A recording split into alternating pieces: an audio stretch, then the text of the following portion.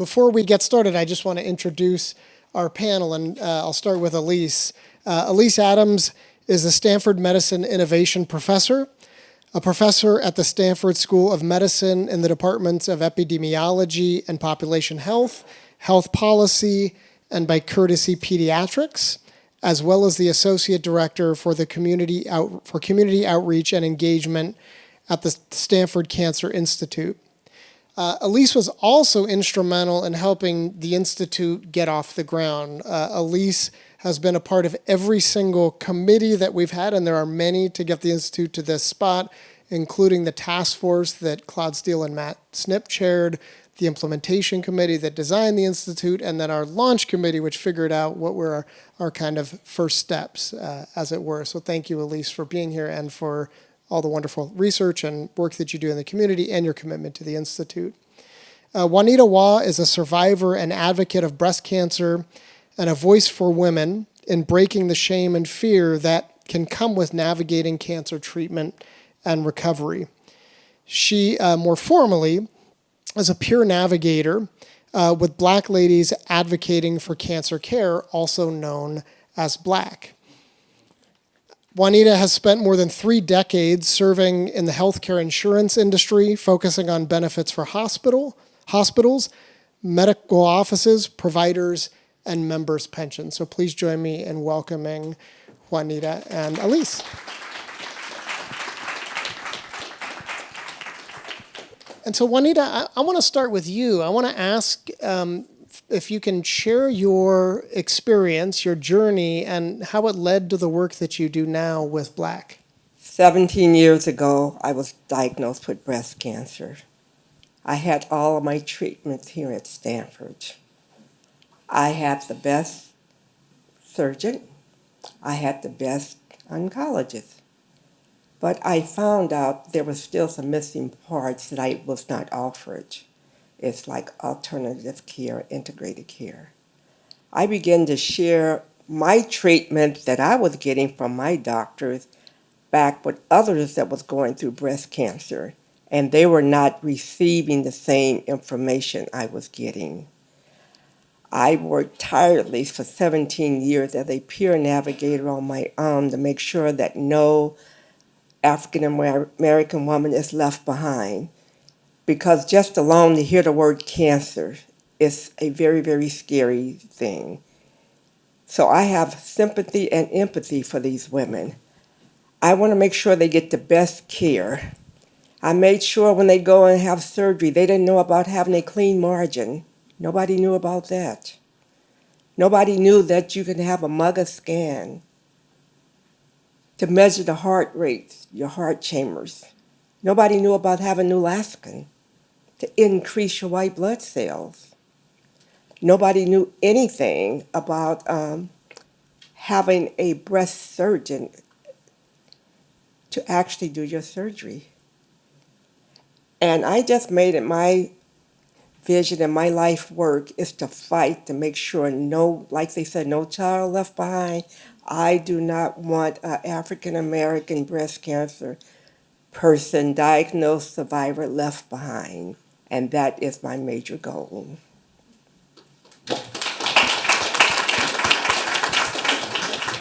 Juanita, just to follow up a little bit, could you say a little bit about the work you do with BLAC? Yes, the work I do with BLAC is we go out a community base and we go out into the community and find Black African American women with breast cancer, which, believe it or not, is a challenge. Because we tried to get into just the regular community, and that wasn't working because it falls back to the faith base. And church, God over what the doctor said, that is a big issue in our Black community. So I had to realize and go in there to show them, the word said, like, my people perish because of lack of knowledge. Just because you can believe God, but God also ordains the doctors. God directs you what you need to do. And cancer is not a death sentence. So I make sure that I get out there and give them this information. Come on, look at me. I'm a breast cancer person. I believe in God, but I also know whatever treatment I need, I'm going through it in prayer. And I made sure I walked with each individual that I met that needed help to let them know not to be afraid, because that's really what kills the person is the fear. Fear grabs, if you ever hear the word cancer, everything drops from your mind, body, and spirit. Even to today, I still, with the women I work with, to hear it, I get emotional because it's like, you can't give up. We go fight through whatever needs to be done. So my work is to go into the community, and I'm working right now with um, Charlotte Maxwell, a holistic service that's offering the alternative care for breast cancer women, which is really, really working out really good, because that was one component I was not offered. I was not offered the, once I'm completed my treatment, where do I go next? I was left by myself. So I made sure that no one else is left by themselves. Thank you for that, Juanita. And so, for most of us, we think about getting any kind of medical treatment, including treatment for breast cancer, as a kind of clinical activity. It's your doctor prescribes you something, you take the prescription, you follow the procedures, etc. You've described something that's far more than that. That it is an emotional process, it's a social process. It's hard to understand the specialists and what they're telling you and how they relate to each other, et cetera. And so, Alyce, I want to turn it over to you and ask you to talk a little bit about what that part of the process looks like from a researcher's perspective. Absolutely. So, just a little bit of background. So, Juanita and I met through the Community Advisory Board for Stanford Cancer Institute, which has been going on for many, many years. And when I started at Stanford about 3.5 years ago, I got to meet her, and since then have pulled her into every aspect of my life. I do not lie, my personal life, because of her passion and what she does. It's so exciting. So in terms of the clinical care, so a lot of my work is about trying to innovate in delivery systems on the policy side to address inequities in cancer outcomes. And one of the things we've been looking at is what happens to people after they've completed treatment, during survivorship, when they have some of these side effects like neuropathy from the chemotherapy. And there's a lot of literature out there about this being an issue, but quite frankly, it's been quite neglected in a lot of ways, because a lot of clinicians were like, we got to cure the cancer, then we're done. If we can cure the cancer, we can celebrate and go home. But then the patient's left with figuring out, like, okay, what about the rest of my life? And one of the things that previous researchers, not my own team, but previous researchers have found is that the complexities of the decision-making around treatment, because of the emotion involved, because of how people relate to numbers and risk, right? Especially when you talk about odds and things like that, because of numeracy issues, because of the clinical uncertainty about some of these, like we can't guarantee anything, right, in medicine. It's incredibly complicated to make decisions in that space. And they call it actually this fuzzy trace theory. It's this idea that you can't sort of expect people to be able to make a decision solely based on sort of the specifics about a particular treatment because of all these other factors. So for us, it was critically important then to have people who've gone through this on our research teams to help us understand what that looks like, and then to integrate that into the methodology of the research itself. Can you say more about how you cultivated that understanding that you just mentioned? Yeah, so that goes way back for me. I started in this business because years ago, when I was a child, I would go to Arkansas and Oklahoma. Originally from Mississippi, my families were, but in Arkansas and Oklahoma, and I would watch people sort of just decline over time. They would lose limbs, they would have strokes, they would go blind. And when I asked about it, people would say, well, that's just what happens when we get diabetes, or that's just what happens when we get heart disease. And even at that time, I was like, that doesn't make any sense at all. Like I could not reconcile that in my brain, and I never will. And so that's really fueled a lot of the work that we do. But I realized early on that as much as I am a big data person, the data don't speak, right? And so I can run the data and I can see it, but I can't feel it. And so it's also important for me to feel it. And so I started very early on saying, okay, how do I even know I'm asking the right question? I think someone else, Michelle, I think you mentioned this, like the idea that how do you even know you're asking the right question if you don't talk to the people who are going through it? And so I started doing that early on in my research, and this is just a continuation of that. Yeah, so, Juanita, I'll throw it back to you and ask you to kind of pick up from there. How did this collaboration come together? Well, it came together because we have a compassion for breast cancer. And just like Alyce said, she just kind of opened segue for me to go into what I need to talk about. That nobody talks about it.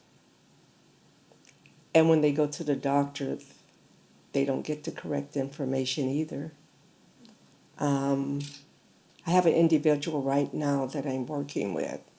This is 2024. This is within 3 months.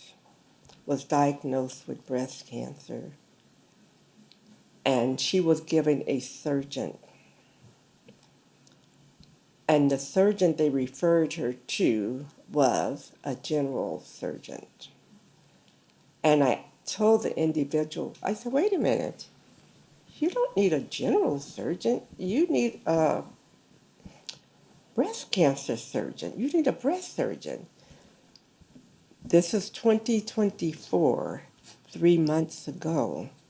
She was not aware that there are breast surgeons.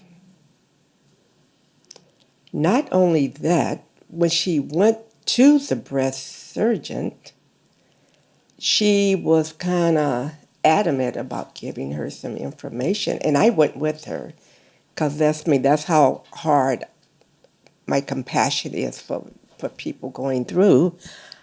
And I asked her, I said, okay, when you do the surgery, are you going to make sure you get a clean margin? She says, oh, well, what are you talking about? I said, a clean margin. That means, are you going to make sure you get an area about an inch or two away? Because that's one thing I learned with my Stanford surgeon. If you leave a tip, it spreads like wildflower. So that's how Alyce and I got together, is talking about this, and then want to get into all the end results, what happened with these treatments. So I don't want to get too far. Yeah. Alyce, you want to say a word about how this came together? Sure. So, like I said, Juanita and I met through the Community Advisory Board, and I think during one of those conversations, you were telling that story or a similar story, right? And it resonated with me because in a lot of my work, often we would sort of, talk about, what happens with neuropathy resulting from chemotherapy, or what happens when people with diabetes get neuropathy? What's the next step? And so many clinicians, and I love clinicians, we work with them all the time, so many clinicians said to me, do not go down that road. There's so much we don't understand. Don't bother. It's too complicated. And if my patient was having trouble, they would just tell me. Wake up, folks. They do not talk to you because they don't feel like they can, or they don't have the knowledge, or they don't have the freedom, or it's a situation, especially if you think about cultural differences and even unconscious bias, there are circumstances in which they have no opportunity to talk with you about these things. And so I just started talking to patients, and then we provided that information back to the physicians, and they were mortified. These are people who've devoted their lives to helping people, and they didn't realize that people weren't talking to them about something that can affect the rest of their life. And so for those of you who don't know, neuropathy is nerve damage that can result from some kinds of chemotherapy. For some people, it goes away when you're finished with the chemotherapy. For other people, it can be lifelong, and it can have a detrimental impact on their quality of life. So based on that, we got together and said we need to do something about this. And our grant was basically written in close collaboration with survivors and patients and clinicians, oncologists, all of whom were telling us, like, this is important, and talking to each other. And through that, we developed, it was basically an IA-enabled machine learning algorithm to predict who's likely to have a catastrophic sort of event related to neuropathy sort of during chemotherapy. That was sort of the goal. But we always said the context matters, so it also involves talking to people as part of the research as well. But that sort of, that synergy, that back and forth, I just wanted to also highlight, it's incredibly important. We've been talking a lot about what we can do for others, but the reality, the wonderful reality of doing this collaborative work with partners in the community is that they teach us so much. Our research is so much better, not just the questions that we ask, but how we ask them and how we then plan to actually put them out in the world in a way that they have more impact. It simply wouldn't happen had we not talked with them, had they not become part of the research team. Let's dive into that a little bit. So I wonder if you can tell us about one or two examples that really highlight the kinds of things that you've learned from Juanita and other survivors. Yeah, so sorry, I'm going to geek out a little bit. Sorry about that. So one of the things we think about with predictive algorithms, right, is that it's not just about predicting something that's going to happen. You have to know, well, when do we start the clock, right? So if we're going to predict something, when do we say, okay, this is a place we start from? How far out do we go? At what point in time does it matter? And how might it get used? So an example in neuropathy is we said, okay, our oncologist colleagues were saying, at the time someone's diagnosed, they wanted to know the neuropathy risk before they even give somebody treatment, because they need to understand like what the risk of that is. And it's incredibly complicated to try to figure that out just in terms of the predictive analytics. But what our patient partners were able to do was go through with us. We even drew something on the board. I still have it. I use it all the time. We drew something on the board. We talked about from the different perspectives, from the oncologist's perspective, when are the decisions happening? From the patient's perspective, when are the decisions happening? And what's the most important thing in terms of the potential outcomes during these phases? And one of the things that Juanita and the rest of the group brought to our attention was like, you're focused on what happens sort of after treatment, but isn't that sort of getting a little late? Don't we want to prevent this in the first place? And we were like, oh yeah, we do want to prevent it in the first place. So we actually changed the focus of our algorithm to say, okay, maybe it's not just about predicting who's likely to have a really bad event once they start treatment. Maybe it's about identifying people who could benefit from clinical trials of different types of therapies to prevent it in the first place, right? And completely changed how we were thinking about things. And that level of integration of them in the process was so critical. We have a biostatistician, Romain Neugebauer, who's just amazing at what he does. He's in the room for these meetings because he wanted to know. And at first he was a little trepidatious. He was like, are they going to be able to understand about machine learning? I was like, well, we have to explain it in the way they can understand it, period. And we were able to do that, right? And I was just astonished. Not only did they understand it, but they immediately started talking about this issue of when are we going to do this and how is it going to be useful? And so it really is this iterative, ongoing, bi-directional process that we go through in our research. Yeah, I love that. I mean, so, when I think about how you create impactful knowledge production, I think about there being kind of three experts, right? There's the researcher, there's a practitioner, and then there's the affected population. And sometimes we treat the affected population as people we can learn about, but not necessarily learn from. And so I love that you are learning from the kind of key population. And so with that, Juanita, I want to flip it over to you. And you are the teacher in this role, right? Alyce in title is the professor, but you're the teacher in this relationship. Experience. Lived experience. Lived experience is a great basis for teaching, right? Yeah. And so I wonder if you could say a bit about the kind of key lessons that you feel like you and your group have taught Alyce and her team. Well, one thing we've taught Alyce is, for number one, with neuropathy, chemotherapy, neuropathy is a side effect. Even if you don't take chemotherapy, but take the chemotherapy drug, tamoxifen, that also creates a side effect. I was fortunate not to have neuropathy, but I just found out today, and I was sharing a little bit with Alyce. I thought was really, really exciting news because I was at the clinic today. Before I had chemo, I did have I went to an herbalist doctor to kind of help me, and I went to Riverside. And someone said, well, why did you go to Riverside?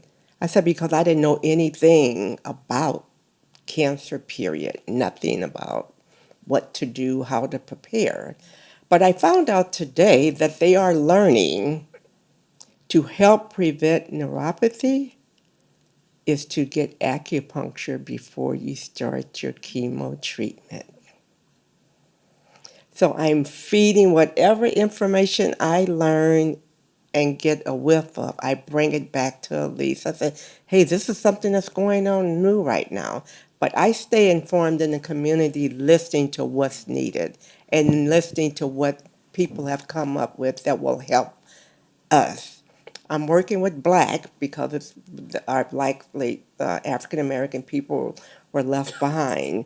But just to be diverse it works for all groups. So, Alyce and Juanita, you've each alluded to the kind of iterative nature of this partnership. And I wonder if you can take us inside what that iteration looks like. I've done a little bit of, and this is where this comes from. No problem, no problem. So I've done a little bit of partnership research. It is difficult. Right. Faculty, researchers get caught up in the demands of our job, including, the kind of pressure to publish papers and serve on committees, et cetera. And then the organizations of people we work with also have their own lives, and, paying attention to the partnership can be difficult. You have seemed to find a magic sauce, and I assume that magic sauce is created in the kind of back and forth. And so I wonder if you can take us inside that back and forth. I just told Alyce, and I told others, for whatever reason, my brain is never turned off. It stays moving all the time with, how can I help this person? What's the latest that's going on out there? Oh, this is going to be something good.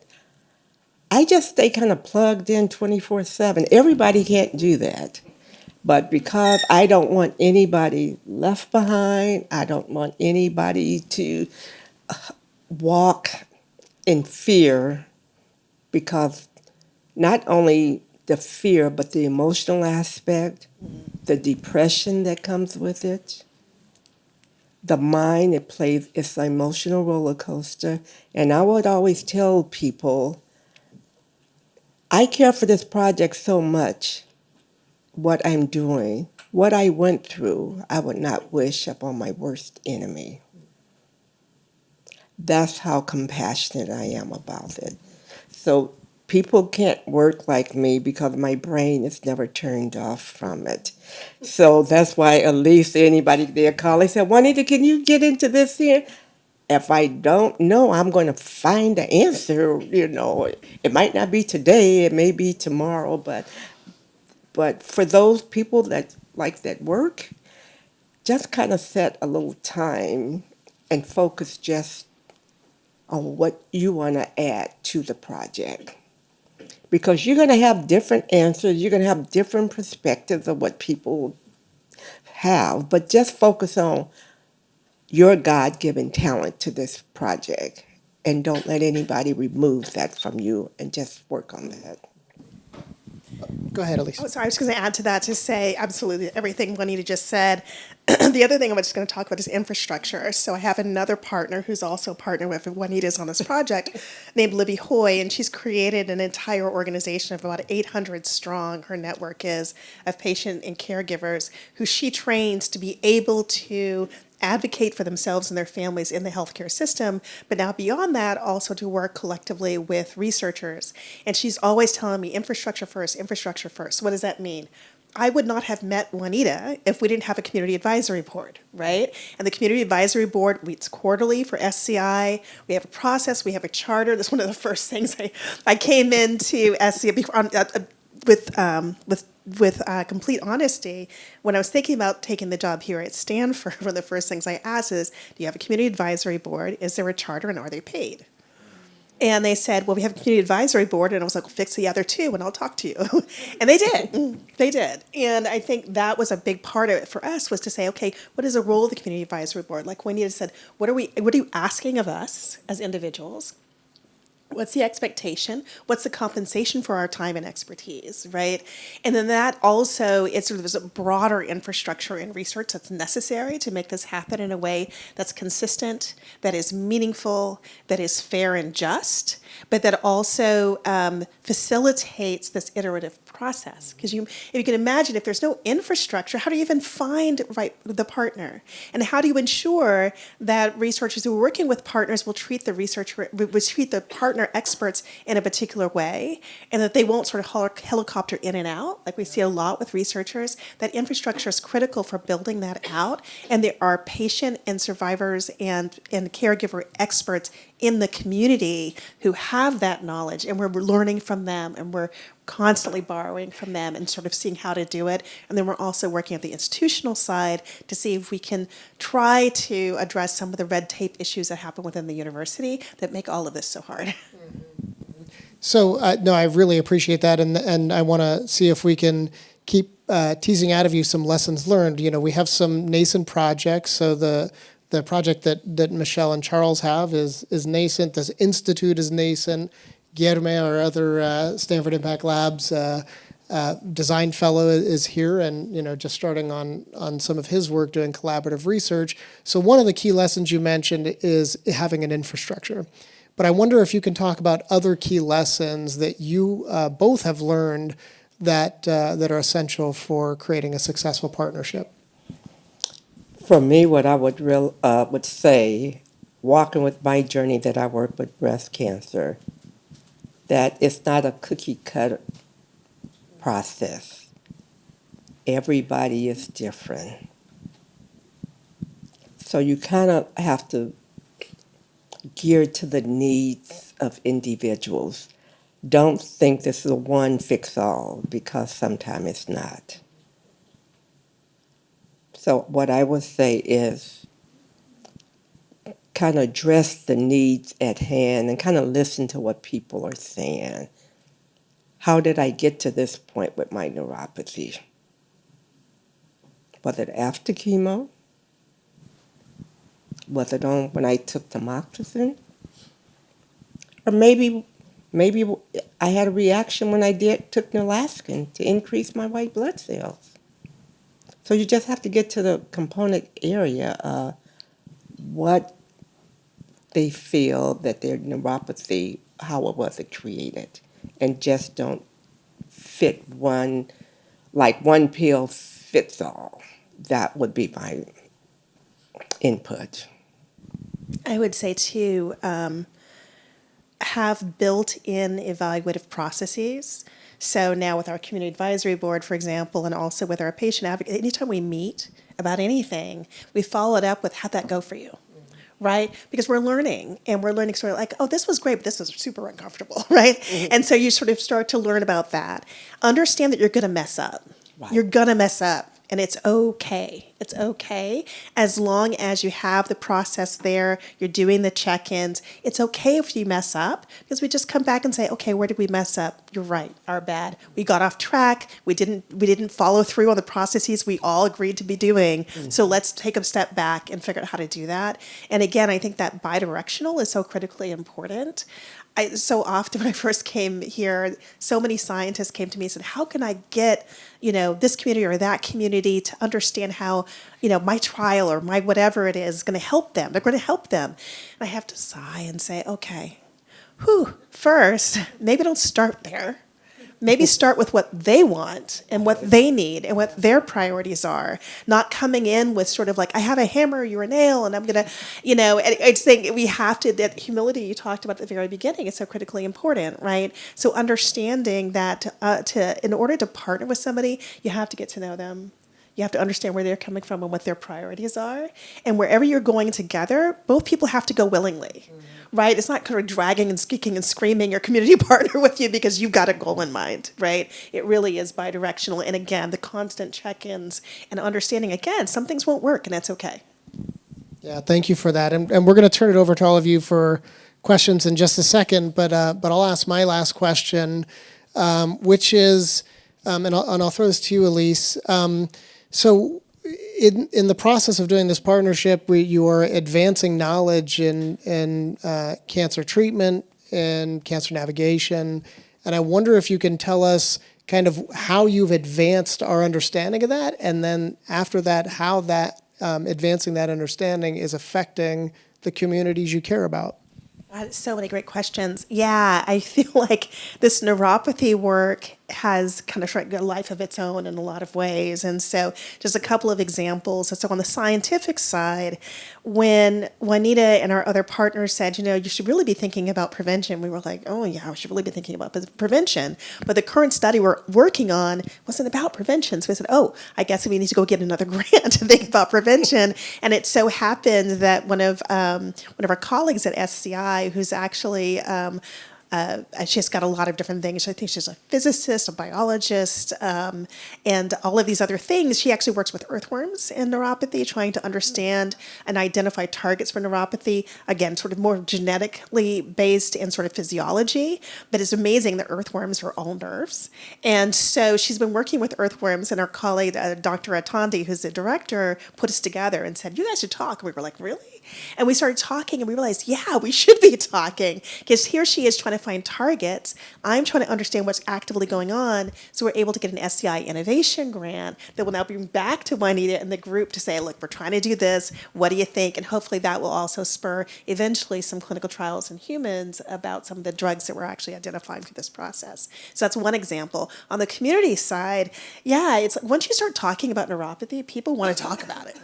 Right, because so often their clinicians do not want to talk about the neuropathy, and so one of Juanita's colleagues and I did a webinar, a public webinar with Zero Breast Cancer on neuropathy, just to educate people about that. And it feels like we're constantly going out there in the community and being asked to talk more and more about neuropathy in different ways.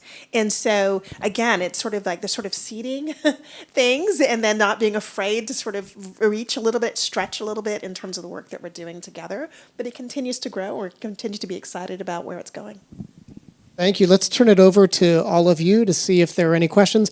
We're a pretty small bunch left, so I would maybe we could. Oh, you do. Oh, sorry. Let me follow the process. Follow the infrastructure.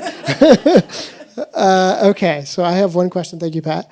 Are there other areas of healthcare that this work or approach can now be applied to? Yes, it can apply to any area. I just focus on breast cancer because that's what I'm compassionate about. Whatever area you're compassionate about and that you think the community needs to know about, you take it and apply it. Absolutely. Just to add to that, yeah, and we do this throughout all of the work that we do, and so we also have a Center for Diabetes Translational Research called DREAM CDTR, which is us, UCSF, and UC Davis, and UC Merced. And we all focus on a lot of these same issues, and a lot of us do this kind of engagement. I've done this in mental health areas and in sort of broader aging-related areas with something called the Aging Initiative, which is national. And for that one, we have another community advisory board, and we've learned a lot from the board that Juanita's a part of to create that group. And so we're doing it there as well with Libby Hoy, again, from PFCC Partners. And you can apply this anywhere and everywhere. It doesn't have to be. Some people do it in acute settings, like in the hospital or in the ICU. This is not unique to breast cancer. It's just the one that brought us together. Right. Yeah, and I might, if I might just add that this approach could be used in the social sciences as well. And so just as an example, and I work with Alyce Cascardi on a massive project to try and encourage people who are eligible for naturalization to apply. We worked with United States Citizenship and Immigration Services, and we were going to design a nudge study. Could we get people to apply if they were eligible? And the first thing that we did is we turned to people who had recently applied or were thinking about applying, and we talked to them. And we said, like, what would motivate you? What's preventing you from applying? And so it was really starting with their voice. So I think there's lots of ways to use the example that you've provided. Other questions? Yeah, Allison.